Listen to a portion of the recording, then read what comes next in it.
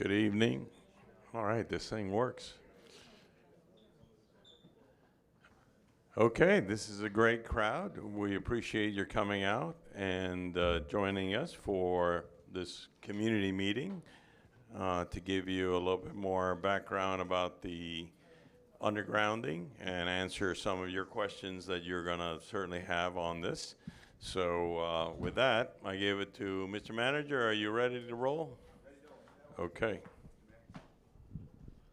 Thank you, Mayor. I appreciate it. And before we kick off, I want to recognize some of our council members. We have Councilmember London in the back with his nice red phone. Thank you, Ed, for being here. To my right, to your left, I've got Councilmember Bracken and Councilmember Stoner. I think we've got everybody here. And of course, we've got a number of our staff here today. So we're going to go through. I imagine it's going to take maybe about 20, 25 minutes. With Chris, maybe about 30. But we'll be here afterwards if you do have questions. We want to make sure that when you do walk away, you understand where we're going with the undergrounding program. Who's flipping the slides? I think that's you, Chris.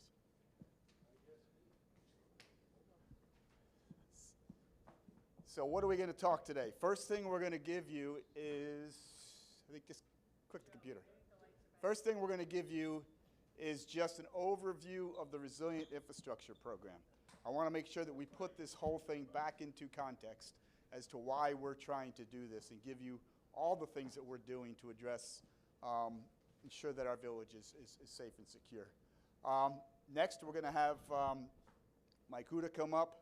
No, excuse me, Chris is coming up here after that, right? He's going to talk about the program and the awareness, how we're going to move forward with the utility undergrounding program.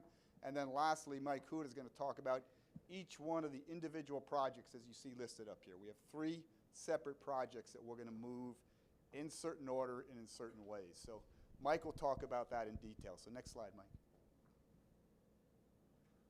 Okay, if you haven't seen this slide in a long time, it's because we haven't used this slide in a long time. It's been about 3 years for those of you who are regulars. But this is the overview of who we are as a village and why we are doing what we're doing and what we're trying to protect. There's still 15,000 of us, plus or minus. We still have 1,400 residential homes, plus or minus. 6,000 condominium units. One of the most important things that take off of this entire slide is there are about 15,000, probably about 18,000 right now, people in 1.25 square miles. It's a lot of people, a lot of buildings, a lot of structures, lots to protect. So next slide. This is what we cherish. I had Mike change this today for us. If you remember, we used to have, I know, Ceci, you know this because you've been here before. Remember the fireworks over here? Yeah, you remember them, don't you?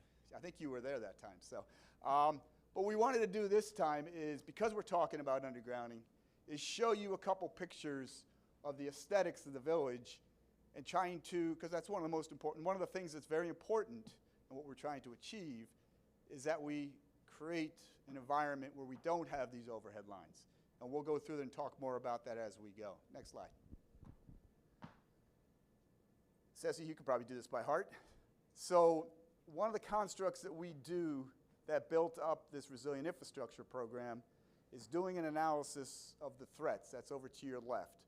Understanding the vulnerabilities that we have in the village, and then what are the risks that those equate to. So if you look to your left, the threats, and you can see there's about 8 of them there. And in the past, when we were talking about stormwater and protecting the shoreline, we were talking more about the water ones higher. Now, when it comes to electrical, we're now talking about wind. And believe it or not, the extreme heat and the sunshine do have a major impact on above ground systems. So those two are major factors, major threats that are impacting our utility infrastructure. Some of the vulnerabilities we have, I think you all know these straight up. We have exposed lines, without a doubt. And they're not just exposed, physically, but they're exposed to, as I said before, the sun, but also the corrosive environment of the sea as well. So they have a greater impact on their maintenance standard. Also, we're built out. There's not a whole lot of space in this village. And so one of the benefits of hopefully putting utilities underground is to increase that space, or at least make it more visibly pleasing. But most importantly, as you go through these, what risks do we have? We've talked about all 5 of these throughout this whole program. The three that we have, I think we got three highlighted, don't we? We had three before, but anyway, something happened to your boxes there, Mike. But not so much insurance when it comes to electrical, but it is property values. And also, you know, quality of life. And it's also economic activity. You know, I know a lot of businesses, when the power goes down, they either shut down for a couple hours, sometimes right in the middle of the day, sometimes at night. So it's, again, it's about making sure we reduce the risks on the island. Next slide. So this is the bigger program. We've talked to you a lot about stormwater. And if you want to come out again next Monday night, the ad hoc committee for the stormwater, again, if you want to join us. Right, council member? That's a little advertisement. We'll do that over at the council chambers, because that'll be a workshop. We've talked a lot about improving our roadways down in the bottom, your bottom left. We've talked a little bit about shoreline protection. The Corps of Engineers is helping with that. We've talked not a whole lot about this bottom corner here, but that's what we're talking about tonight. We're talking about utility hardening, particularly the first two, the electrical and the telecommunication, and how we're going to combine those together into a program to protect those utilities. Next slide. So these were our commitment to you 3-4 years ago. These are still our commitment to you now, that we're going to communicate with you. We're here right now for the kickoff. This is an opportunity from the beginning to talk to us, ask us questions, for us to explain the program as it goes forward. We will continue to communicate, obviously, through Village Connect, through these sort of forums as there are big decisions that have to come up. And of course, we'll use council workshops and council meetings when it's time to make some decisions as well. We're going to talk to you about, we'll jump over to this one. We're going to do cost-benefit analysis. We're going to see the value of doing this. And I talked a little about the threat, vulnerability, and risk assessment. We're going to go through this very thoughtfully, and that's what Mike and Chris will talk to you about in a few minutes. We're going to work with partners. We're not going to do this alone. This is FPL. This is AT&T. This is Comcast. We had Hotwire here today as well. So anyone else who's on the table for this as well? That's it. So those are the partners that we're going to have to work with to make sure that we get this down. So it's multiple partners working together to create a single effect on that. So next slide, and I think this is where I turn it over to you, Chris. So that's the big picture that I wanted to talk to you about. Again, bring you back to the program. Why is the village going forward with Resilient Infrastructure Program?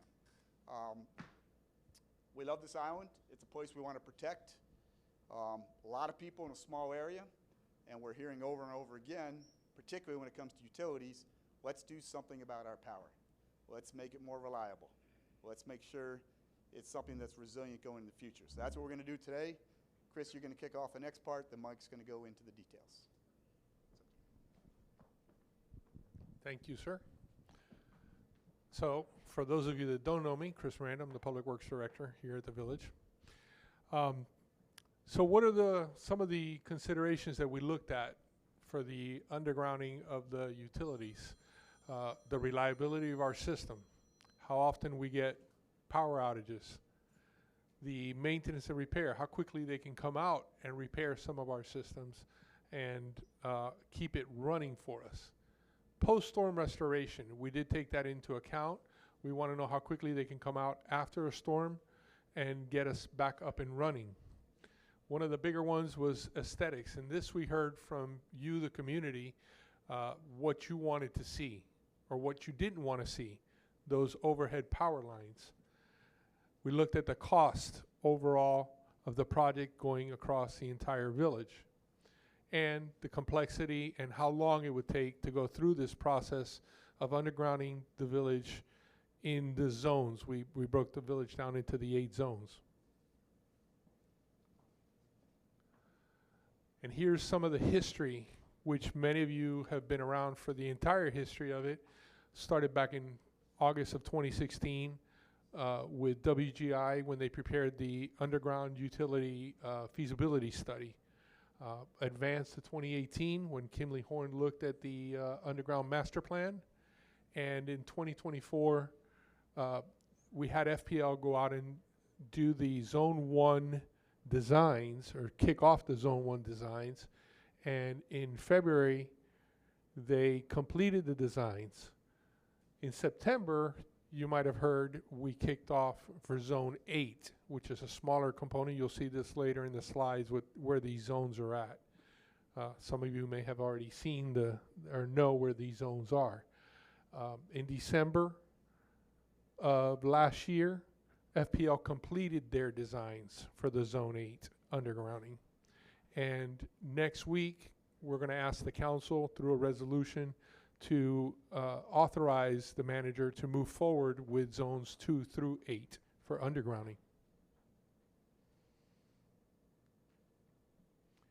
Now the process, it's a lengthy process, it's a 10-step process. This is how we've broken it down to get through the entire undergrounding process. So it all starts with FPL, getting them as the primary utility to provide us with their designs. We also coordinate with the telecoms in with FPL, so there's a little bit of a collaboration there. They're all brought together to look at a holistic approach of putting everything underground in certain locations. We will review it, we'll integrate the plans together, and then we'll come up with a unified final design. Then we're going to be looking at what permitting and what easements we need for those permits. What we need for easements and permitting all at the same time. There's many locations, even though we're bringing the utilities out into the right-of-way, but we're still going to need some easements.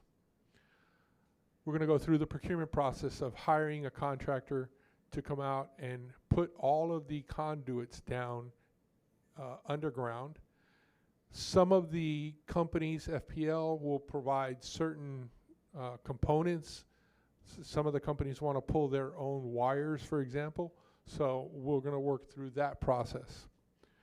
We're going to have constant outreach from beginning, as we're doing tonight, all the way through the process of getting all of these utilities located, whether they're crossing in front of your properties or around through some of the larger condominiums. There are going to be some easements that bring it around to the back to where the powers are fed.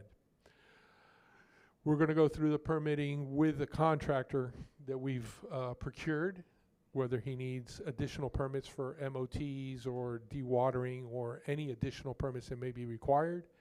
Then we're going to go into construction and having the lines brought out to the homes and doing that connection and doing the transfer of power from overhead to underground.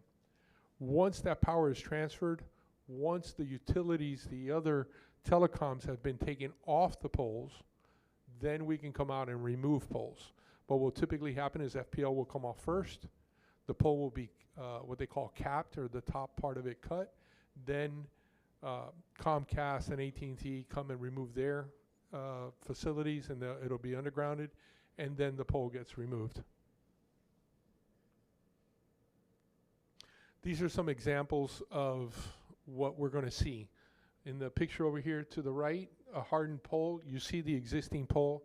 We've sort of AI'd the picture to show you what it would look like without the pole. Pad-mounted transformer. This is very common already here in the village. This is actually a picture taken here in the village of a transformer. And we have many areas that are already undergrounded, and these transformers are out there.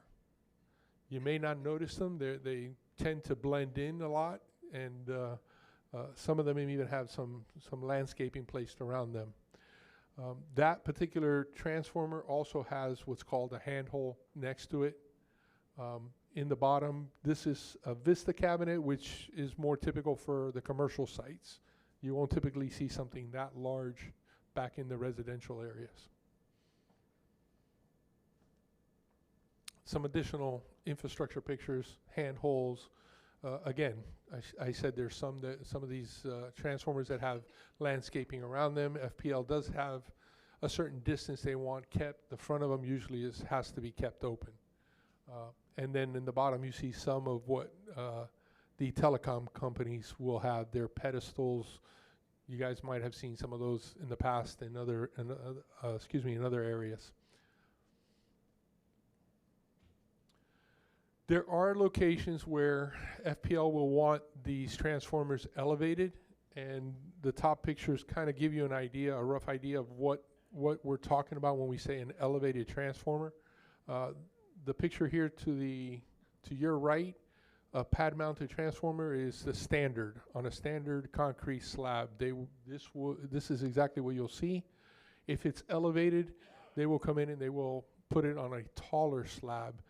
The height of that slab is approximately 6 to 8 inches, but FPL might dictate that they want it a little bit more, and they will make that determination going through their designs. How do these lines get installed? Typically, directional boring. There might be some areas where they have to open trench or dig a hole, but typically what we'll see is a machine that comes in and it has like a drill, and they will drill the line underground all the way through the right-of-ways, and in this case, we're showing it coming up to the house.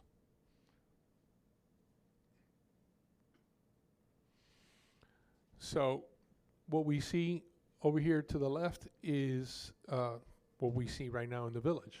Overhead power lines, telecoms underneath, and a drop to the house connected to the side of the house with a weatherhead, and it comes down to your meter. What I was saying before, once FPL is removed from the pole, the top of the pole is cut. The telecoms would be next. Once they are removed, everything is removed and everything is undergrounded. And this is what you would see. There's a transformer now in the yard, and you'll see a junction box on the wall of the house feeding over back into the meter. Will that happen with the concrete poles as well? The ones that are up now, the big concrete ones? Yes, everything will be undergrounded. If you could, I'm sorry? Okay. Yes, it is. That's what I was going to ask. If you could speak into the mic, because they're recording this Thank you. session, so they need to be able to hear it on the recording. Yes. Just a quick question on the previous chart that you show.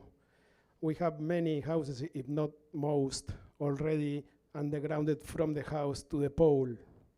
Is that going to be respected? Is that going to keep being there, or you will do another No, undergrounding? if it's already undergrounded, we're not going to rerun those lines. No, that's already it's done. undergrounded from the pole to the house, not to any transformer.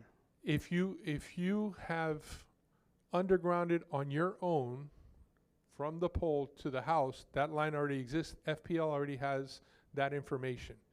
They will not pull a new one. That's already there. They will, part of their design will take that into account. Thank you.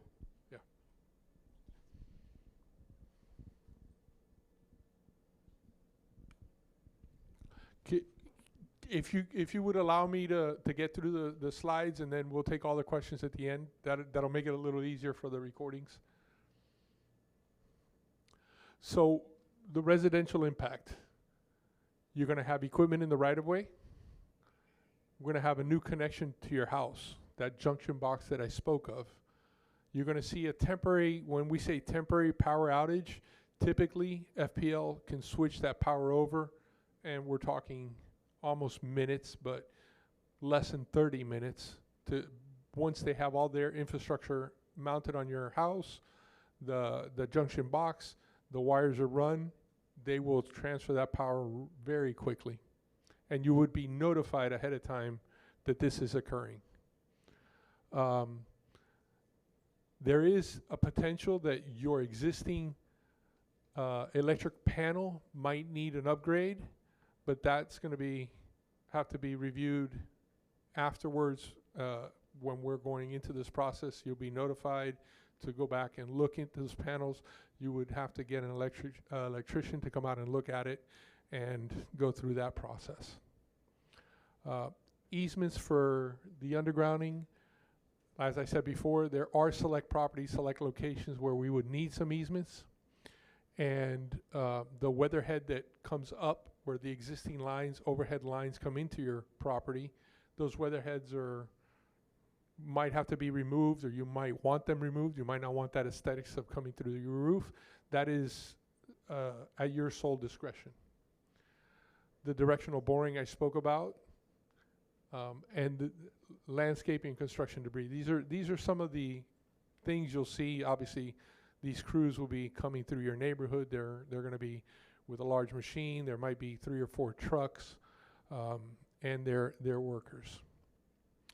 Some of the efforts that we're taking to mitigate some of these impacts is phasing the project. So we're going to look at phasing it throughout the village so not everything is happening at one time. And as I've said, community outreach and advance notice to the residents. And the dedicated design and oversight and the construction management of the project with the help of our team in Black and Beach.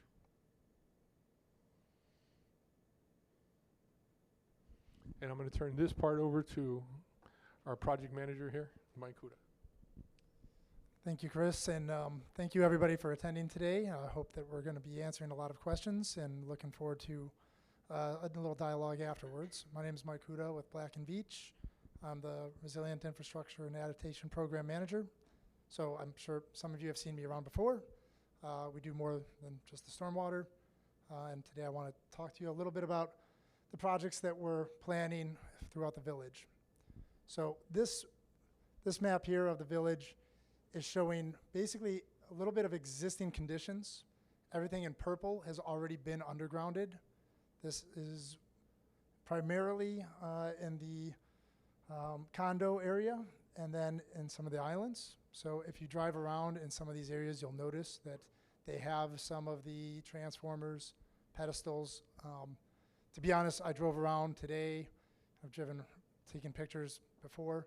Sometimes they're hard to see. So they do a pretty good job of trying to blend them in, but this is on a select area. When it's on a larger scale, we'll see a little bit more of it.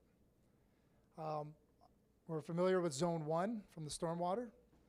This is an extended Zone 1 of stormwater for the electrical undergrounding. We did that based on FPL recommendations to cover more area, and it's easier for where they do their connections. And then Zone 8, as we call the Garden District, that is the first place that we're looking at doing the undergrounding. It has a few benefits. One, it has 3 major overhead lines. They're all feeder lines. And it has some of the actual buildings already undergrounded with their laterals. It also is getting some stormwater upgrades planned, so we can do it in coordination with that pump station, and it shouldn't interfere with the stormwater upgrades minimally at this point. So Zone 8 is our primary focus. It's the first one that we're planning on constructing. We received the preliminary drawings from FPL back in December, technically. And now we're reviewing those drawings for feasibility and making sure that where they're planning to put different items will work. We've also shared this with our telecom partners. They're starting to build out their designs. Of course, we're working with their budgets first and then moving them forward. And we're looking to complete the total design sometime this summer, then be working with the procurement, working with permitting and easements, and then the goal is to have a contractor on board by the end of the year. There's going to be a number of corrections and changes and challenges. We expect that, but we're pushing to have this actually shovel ready. So we have, we'll go back. We're going to talk a little bit about estimated budgets. I know we've shared a lot of this information back at the council workshop back in January. Nothing has changed since then as far as budget-wise or timeline, but we will go through this today. Estimated costs, we have 5 to 6 million. This is expected to be paid with a general obligation bond. We're going to talk a little bit more about funding opportunities a little bit later, but you can see through here, the design portion is roughly 200,000. FPL is a little under half of the construction costs, and then telecom is a little bit more than half. Next slide. Zone 1. This is a bit of a kickoff meeting, but at the same time, we've been working with our partners for the last 2.5 years, working with the undergrounding of Zone 1. The intent was to have it coordinated with the stormwater plan. So we've already completed a Zone 1 undergrounding design with FPL, AT&T, and Comcast. We deconflicted all of the locations for the infrastructure with water and sewer placements, with future stormwater, with fire, anything that's in the village. So that design is pretty much ready, but we're going to hold on this one because we still have stormwater decisions to be made. That design is still going to be used regardless of that decision to as much as possible. So it's all that effort is not going to waste, but we are going to hold on this one until we make that decision. That decision we're expecting to come this summer, and then at that point, we'll move forward with either procurement or we'll go back to the design and we'll tweak that design to move forward with a new stormwater design.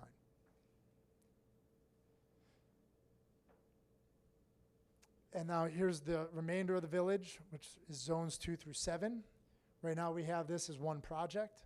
This one will most likely be phased into several smaller sections based on really construction availability, funding, and where our connections are at. So we see what we have is basically a northern part of the island and a southern part of the island when you separate it from Zone 1 and Zone 8. Technically, we can start from either end. Standard practice is to start closest to the power source. The FPL substation is at the north part of the village by Calusa Park. So more than likely, we'd start on the northern end and come down. We can get started on preliminary designs with FPL. So we've already received some ballpark estimates for them for the preliminary designs, and we're going to be moving forward in that direction. Here's a little summary of what we just went through with the overall budgets, the durations, and what our status is. So we talked a little bit about funding. We can get probably have some more questions on that. But overall, the general obligation bond will be the primary funding source. That allows for us to break it into tranches and to take that money out as we start construction, design. We can pay for some costs in the rears. That payment term is for 30 years, so it offers a pretty good payback for the village. We've also been working with Florida Commerce on potential telecom grants. So we had some meetings with them. We've met with our telecom partners. In this particular grant opportunity, it is a reimbursement grant, and it goes directly to the telecom. So then we'd have cost sharing with the telecom companies. But there is some availability. We're exploring it. We're also exploring other opportunities as far as partnerships and maybe tying this into some other resilient opportunities that may be able to offset some of the costs. I think we're next steps. Oh, perfect. So here's the next steps that we have. Obviously, community outreach. We're going to continue to be providing information as we get designed, as we get the impact on whether or not we'll need any easements, where we're going to be putting the transformers. Do the best to not impact any of the landscaping. Do the best to not create any other requirements beyond what's already existing. But as we know, it does get a little bit more complicated, especially with the constraints of the village. Then we're moving forward with the design and the construction in Zone 8 to be, I know, fully undergrounded. All of it will be fully undergrounded, but it is, that's going to be the first project. Zones 2 through 7, starting up with their design. And then we're going to be awaiting the decision for Zone 1.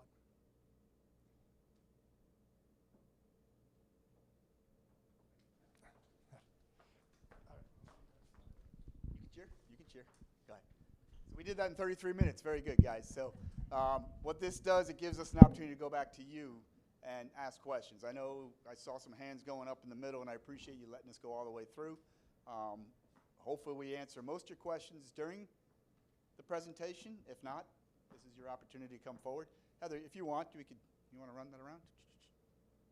Instead of having to come up here and stand. Say thank you, Heather. So please, this is a chance for you guys to talk, ask questions. Anything's on the table. We've got our team here to answer. Whatever they can't answer, we'll make sure we get back to you on. Yes, ma'am. I've had can you hear me? I've had a couple people ask me about, I think they're substations, the substations, and I think what they're really asking about is we go ahead and we underground, and that's all. I'm sorry? We go ahead and we underground, but there are concerns about the power coming in. Is that part of this? Is that being addressed so that we don't have these outages that we've been having? So there's no plans to upgrade the substation as part of this program. That cost would be fully on FPL. They do have requirements with their substations. I mean, Black and Beach does work from a resilient standpoint, but. So no, and what you can tell them, and sorry, Mike, I don't know, but this is before you got here. So we got we have two lines that come to us, two transmission lines. One comes under the water from Virginia Key, and then the other one runs down Bear Cut Bridge. And if you all remember, about 3 or 4 years ago, when we had to go over all those open holes going out, that is the second line. So we have two transmission lines. So we have redundancy of power coming in, which is critical for us. We never had it before, which is good.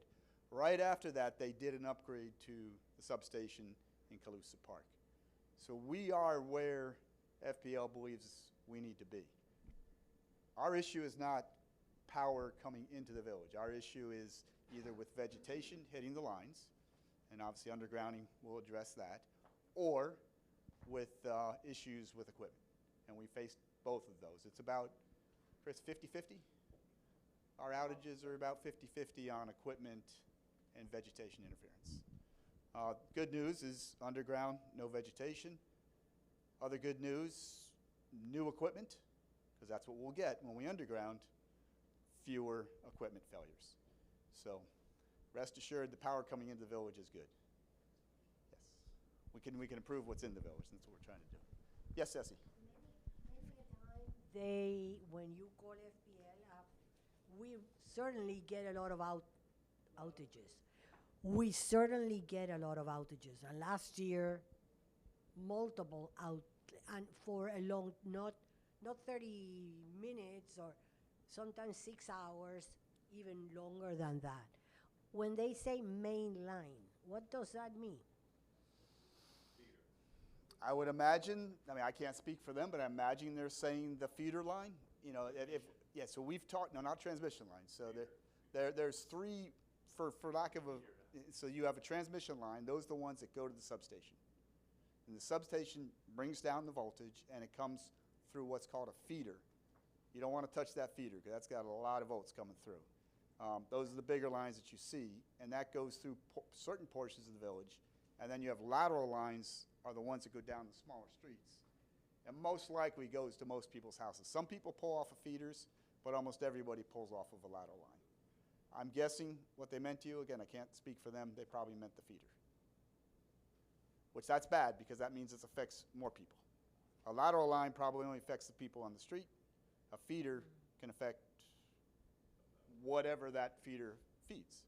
And can I ask you another question? You may, but that's the last one.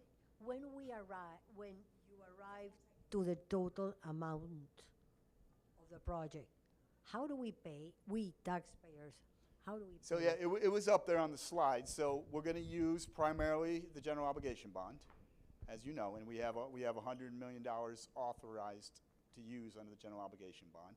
Mike mentioned that there is a grant that the Department of Commerce has that we're going to work on to get.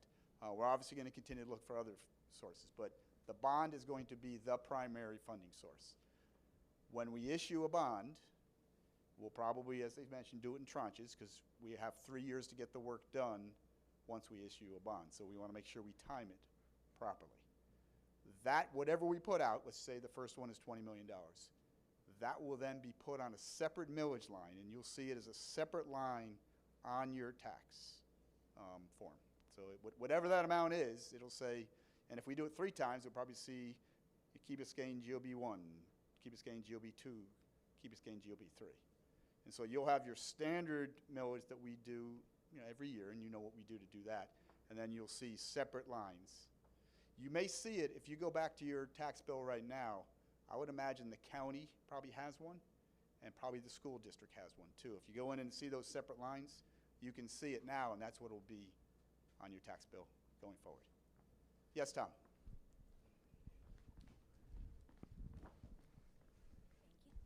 Thank you. One easy question and one harder question. The easy question is, I'll take the easy one and give these very guys the good, hard very one. good. I think you did a nice thing by showing on the image a house, what it would look like with a transformer on a pad in front of that house. But I think I remember that not even every house is going to get one of those, right? They're every, you tell me 6 houses, 8 houses, but you showed it in front of the house, but most houses won't have one of those. Is that right? I'm going to take the easy one because that is the easy one. So it really depends on the requirements, like the electrical requirements. So generally speaking, it's about every 4 houses, plus or minus, right? Now, obviously, some of these houses have a lot of draw. They may need their own, hopefully not their own transformer, but who knows, they could. But you can imagine, so that, so of course that would correspond to the commercial would require, and I think the picture that we showed, that Chris showed, if you remember, the transformer was bigger in the commercial district. So it's based on the amount of power, but approximately every 4 houses. About every 4. And will there be a big lottery at the fountain to see which one of the 4 gets it? But the harder question is, when I've talked about this with friends, we always talk about undergrounding the electrical utilities. And all the questions today are about, oh, is the power not going to go out anymore, right? Everyone thinks about it that way. But really, electrical's the tail. The dog here is undergrounding telecom from a budget perspective. More than half the money is to underground telecom. And while we're doing that, we're going to do at less expense the electrical, right? I think most people care more about the electrical, but it is what it is, right? The useful life of electrical is probably like 40, 50 years or something, right? I think that we're going to be using electricity for a long while. The idea of using, think about how many people have been cutting the cord in the last 10 years. It's going to be triple that in the next 10 years, next 20 years, right? So I don't know that there's a good answer to this question, but I'll ask it anyway. What do we think about the fact that we're undergrounding bandwidth cables for internet that almost certainly aren't going to be used in 20 years, right? Because we know it's going to be, what are we up to, G5 now? I don't even know what, 6 will be at G20 by then or whatever. Elon is going to install a satellite over everybody's house. So is there any, I know we can't leave them up on the poles because then what the heck are we doing any of this for, but is there like a great approach to like circling that square? Why are we spending more than half the money on undergrounding telecom that's probably not going to be that necessary? So anyway, So you said you didn't want the hard question. Well, but that's the one for me. But I'm gonna start with the easy part of that question because I think people should know this. So, yes, is the cost that you see up here the cost of telecom twice as much as electrical? Yes, it is. But help you understand the difference. So, the electrical undergrounding and fortification is regulated by the Public Service Commission, the State Public Service Commission. And they've got a mandate to FPL to begin to underground. Their direction is harden the overhead, underground the laterals. So therefore, they have a program in place where FPL gives us a discount in the program that we're doing. So we're actually receiving that equipment at a discount, close to 50%, plus or minus? It really depends on the piece of equipment, but at least 40% off. So the cost would probably be similar, and actually FPL may be actually more, but FPL is going to cover some of those costs. The telecoms do not have that requirement by the Public Service Commission. They are regulated, but nowhere near as much as FPL is. So what we go up against, and this kind of leads to your next question, is FPL, obviously we know part of them is a private company, the other part of them is a regulated utility company. The telecoms are private companies, right? And private companies act in the best interest of private companies, right? So we're working with them, and we have to work within their business models. And each one of the three we mentioned have a different business model. Jumping technology generation. It's been brought up before, and we've had a conversation amongst the council. We will continue to have that conversation with them. In fact, in our meeting today, we talked that to some degree. The issue is that technology is not here in the key right now, and it would cost money to bring the 5G technology here. That doesn't mean we're not going to consider it. We are, but that's something we would have to look into. Is that a good question? There's still. In other words, I can't give you an answer tonight, Tom, but I heard you. Yeah.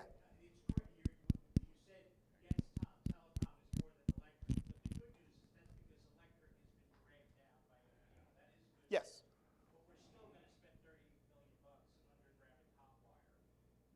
Well, not how. Yeah, don't blame Al. Actually, you're going to pay close to $40 million for telecom. Yeah, $40 million.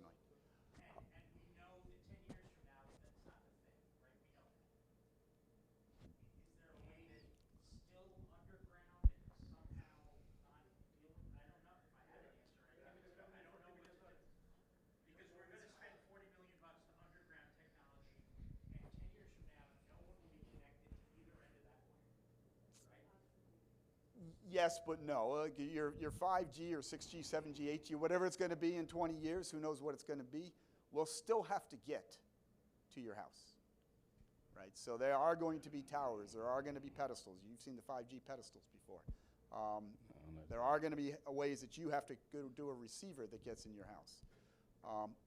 Again, it's not something, Councilmember Bracken has talked to us quite a bit about that. So we're thinking about it. It's Could I follow up on that?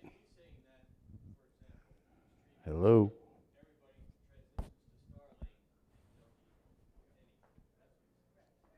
No, that's even jumping ahead of 5G. Yeah, that's going all over the satellite capability. Yeah, that's full. That becomes a customer decision, right? Because that would then be customer or company to customer.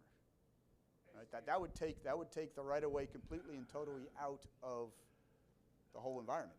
It wouldn't even be a government decision. That would be your choice to go direct communication to. Hold on a second. So I want to follow up on that. On your chart that you show the cost, the 66 to 81 million, for future reference, could we break that out into what's telecom, what's FPL, and include the discount? Because it's in there. We're all aware of Moore's Law, right? Every 18 months it changes, so this might not be a 20-year decision. I have a house in Tallahassee, completely out in the country. I'm not hooked up to anything. Everything comes in off and that's Tallahassee, not exactly the. Anyway, a couple more questions.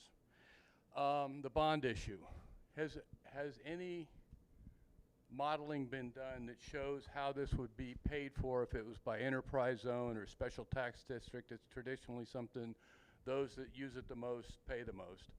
I think we have something on the stormwater where the condominiums get some kind of a discount for the permeability, or is it just going to be the JOB everybody's going to pay the same?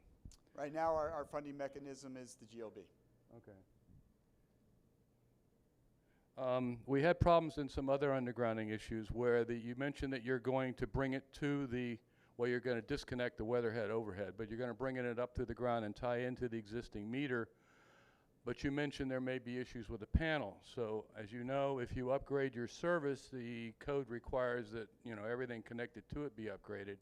And that became a problem in some areas. And so the issue was the village funded those improvements to the home's electrical system to bring it up to code so they could hook up the meter. Has that been explored here?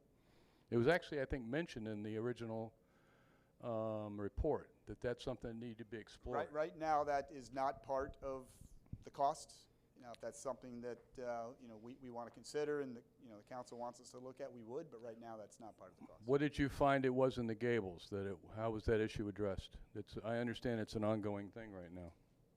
People don't want to pay, they just don't get hooked up, and they're not on the grid. They're still getting the laterals overhead. Anyway, the Gables is a good model. Potential upgrades. Yeah, one more, Charles. One more. The 24-inch pads. So I was under the impression that FPL determined where the 24-inch pads were used and where the 8-inch pads are used, and it has to do with elevation. Has to do with So what flooding. I'm hearing from Yes. you is that we could have a low-lying elevation, and that customer decides they want a 6-inch pad, or No, the customer does not decide. No, that is an FPL and a design requirement based on the flooding when do we get that design? as we move forward. Okay. And look, as we communicate, that's your last one. We're going to put you away there, Charles. I'm giving you the questions you're going to get later. This is the test. What do you call it? Okay, but let's have other people ask some questions. Opening I the think she's tour. got yeah, Charles, you can she's got some questions here. So. No, my question actually was somewhat similar to what Tom was asking. But I was more interested in, once these underground lines are done, and say Comcast goes out of business, is there a possibility that another company could come in and use the same conduits? So undergrounding itself is, you know, basic undergroundings we're going to be putting in mostly conduit. Right. And we'll probably put a couple additional conduits if another So business then you ever just wants pull to lines come. So through. you just imagine just a simple Okay, conduit going okay. underground. And then you, Now, the equipment itself, I would imagine if Comcast goes out of business, they'd probably sell off their assets, and so hopefully someone would take that. Right. They may not, but I would imagine they would. okay. Um, And then you had mentioned there are two, I forget what you call them, the big lines that come into the key. feeders. Feeders. Okay, so No, the one no, that those are two transmission Tra- lines. yeah, Yeah, okay, those so are the ones one that are outside the underwater, key. the one that's underwater, Yeah. and then the one that was done on the road. Crandon Boulevard, yes. Are they, do they both work at the same time, or is one, okay, so we needed both? Yes. Okay, There's two reasons for it. I mean, as you imagine, you go back to your physics class when you're in high school, or maybe some of you took it. You know, electricity works best when it's on a loop, okay, right? So it continues to feed itself, and then that way, you know, and you do that on purpose for redundancy as well. okay, and then my last question, somewhere I read that this isn't gonna necessarily guarantee we never have power outages. So I had actually talked to Nancy because I was concerned about that thing in Calusa. I mean, it looks like it's a disaster. It doesn't look very well maintained, or, you know, and you said there's no intention at this point to upgrade that, No, or? no, they did. 2 years They ago, did. they did. All I right. mean, the innards, it may not look pretty on the outside, but the innards. I mean, look, So I'm how, not a what would electrical ano- engineers, but they what tell would me another reason for losing electricity if everything is underground? What would be the reason? Like, why? Yeah, there could always be and then- equipment failure. Yeah, I mean, there could be a couple. Yeah, a good example of the mayor just said. If you recall, the major outage we had over here last July, were both those lined under, or were one line under and one above? Both of them were under. But again, those were older lines, so it's also one of the benefits of doing this as well. Right, We're going to get new everything's equipment. So not only will they go, the outages go down because it's underground, it'll go down because we have newer equipment. Okay. But you can never, you know, you're never going to get a 100% guarantee that it's never going to Okay. go down. And I actually have some kind of green box on my property. I don't know what it is. I think it's FPL. So it would. Do you have an overhead line, or? Yeah, I have overhead. I got the box. I got it all. I don't know. So is that You want to tell these guys where you live afterwards, and they'll come take a look? 526 Allendale? It might be. Yeah, I don't know what it is, but it's a How big big is green the box? About this big? It's pretty big, and it's on a pedestal. I don't No, know. it's not on the, I'm on a corner, but it's not on the corner. It's in between me and the next house over. Okay. So anyway, Well, good. all right. You got some question back there? Thanks. So one of the slides showed 2 homes, and the overhead lines on the utility poles are between the 2 homes in their backyards. So could somebody take me through how the directional drilling actually works in that situation where you might have a string of, I don't know, 10 homes, all backyards, you know, adjacent to each other, with utility poles and then directional drilling? How does it actually physically work? For instance, The- where's the machine go? The,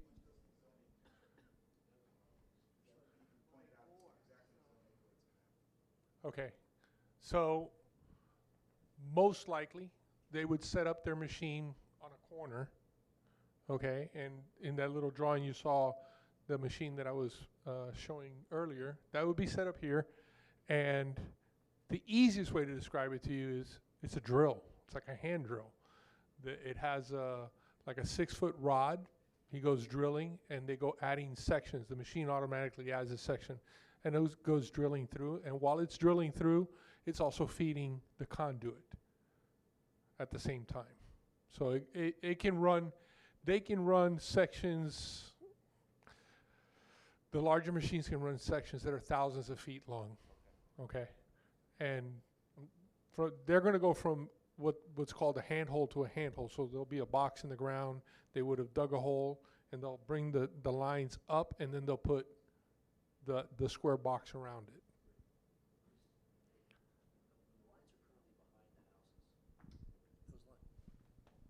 So the lines that are currently behind the houses are gonna be moved forward into the right of way. So they're not gonna be back down the back, Mike. Those lines are gonna be moved to the road, to the right of way, to the swale, basically. So the ones that are running behind your home in the single family neighborhoods, those are gonna come to the front yard. And the ones on the side are gonna go through the side. But the ones in the back are gonna go to the front. There's no way they can run it down the back of your yard. Okay, they were talking about the commercial side. These guys are talking about the other side of the island. Residential, so anything that you see in the back. That's gonna come forward. Yeah. But, okay, so can I here permit follow-up question? Thanks. So,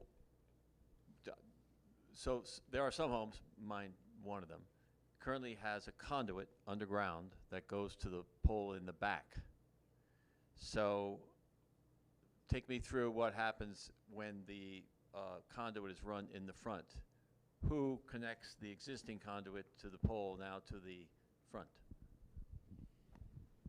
That would be part of this project. So that kind of leads to your question earlier. So if you've already paid for and undergrounded your line off the pole in the back, coming to your house, yes, you come up and you came through. We're going to move all the infrastructure to the front. They're going to run a new conduit coming up through the front. But that's part of this project. So that old line would be abandoned. Correct. Right. Well, it'll be disconnected. Right. Right. So electricity cable will then run, let's say, midpoint of the house to the front.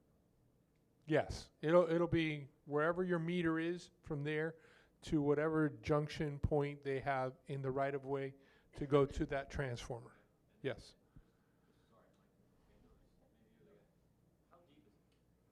The line typically runs between 24 to 48 inches. Kind of depends. That drill, that machine, the directional bore, can go vertical, horizontal. They can make it weave around where they need to. They can go under trees and tree roots. Yes. Yes, ma'am.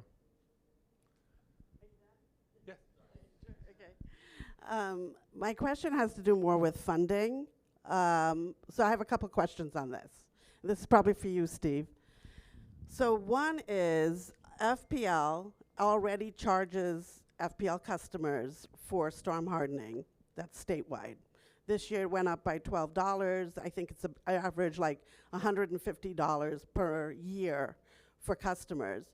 So when we start to go through the funding of these, and these are just estimates, it'd be really great to see the breakdown of, to Charles's point, I'd like to see as a taxpayer exactly what is the credits that we're getting, since we're already paying for this in our FPL bill. Then we're going to pay for this again in our, because it's a GOB, and the GOB is tied to our ad valorem, so it'll be on our tax bill. That's one thing I'd like to see, is a complete breakdown.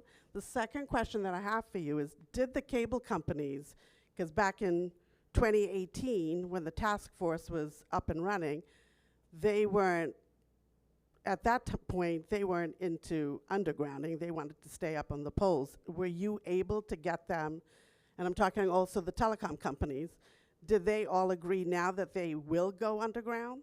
And I'm talking Comcast, Hotwire, whoever people use out here. Is that now we have that they are going to do that? So let's start, let's talk one at a time. So FPL, yes, and they made it very clear at the last council workshop. They're going underground, feeders and laterals, right? Comcast, Hotwire, and AT&T, they are working with us to go underground. So they haven't committed. Yeah, they've committed to it. They're doing the designs for us. They will probably be slower, so you will probably see their lines hanging for a short period of time. And I think you said something about poles on there. But also remember, this whole plan is an electrical lead, right? They're the ones who set the design from the beginning, and then the telecom has to follow that. Yeah. So they're naturally going to always be ahead of the telecommunications, Correct. right? So there'll always be a lag on them. Have other municipalities found that they have to put pressure on the telecommunications? Yes. Do we recognize that? Yes. And we will make sure we do. So, but they've committed very clearly, all four of them sitting in the room today, three of them, whatever it was, and previously too, that they're in and they're going to move forward with us.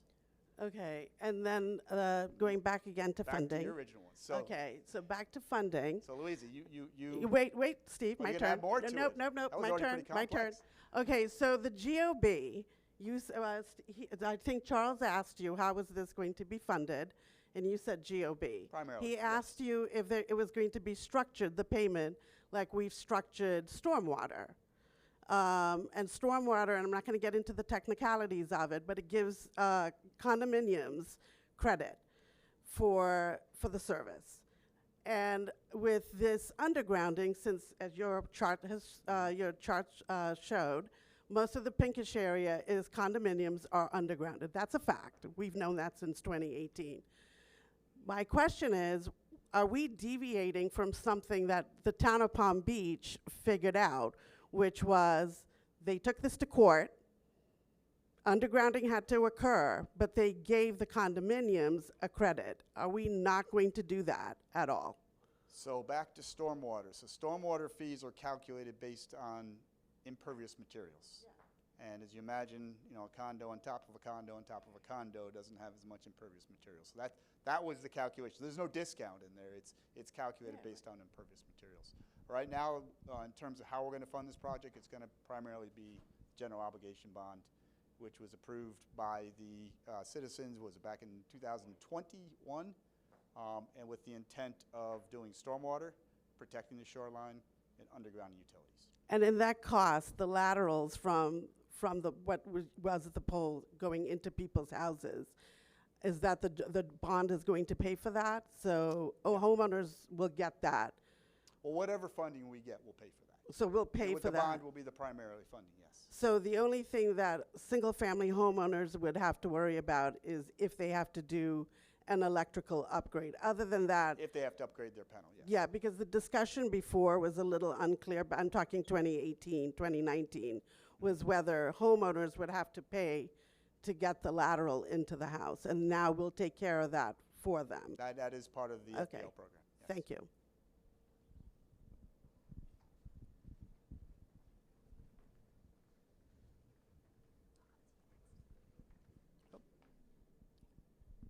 Just a couple of quick questions.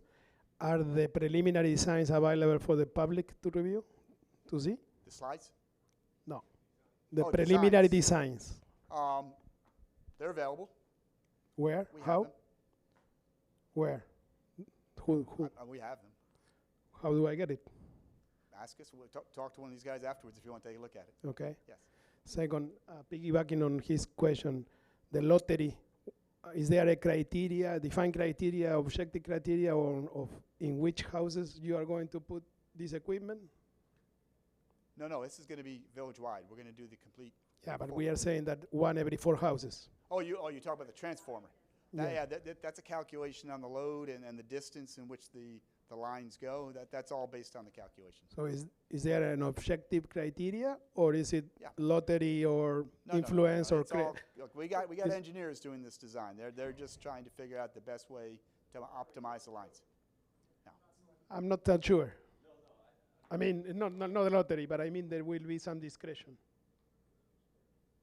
So I want to avoid any discretion. I want to make sure that this is Right now, objective and there's two things. One's obviously it's the design and where the power is needed and how far the power has to move. In some places you can't put a box, and so obviously they had to go out there and site adapt it based on where that transformer would go. That would be the only deviation from where, an engineer may be on a design and say it's got to be right here, but there may be one big huge rock right here and you may have to put it over here.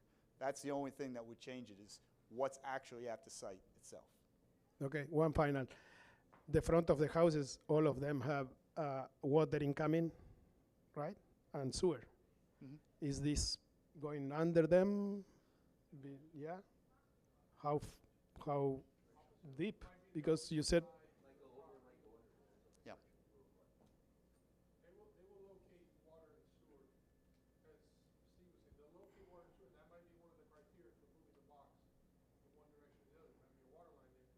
Yeah, that's a good point, yeah. Could be other Okay. utilities.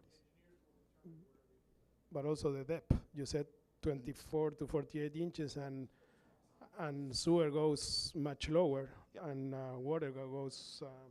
Sewer is 3 feet, 4 sewer feet? is the lowest, yeah, and then water. So it's going. Okay, thank you. Yes, I live in Island House, so one of the co-op's condos. And according to your plan, nothing's going to happen. That lady who left, was talking about, hey, once it's underground, do power outages still occur? And I can assure you, the power outages still occur on Ocean Lane Drive. And we go to seem that? not to be getting Mike, can you go to the slide? anything. And so my question would be, can the council think of saying, hey, if there's really old, poor equipment that's already buried, how about at least giving those people who otherwise are not getting any benefit at all, perhaps improving the quality of the equipment that's already undergrounded so that we can get fewer power outages as well? So if you look at this map here,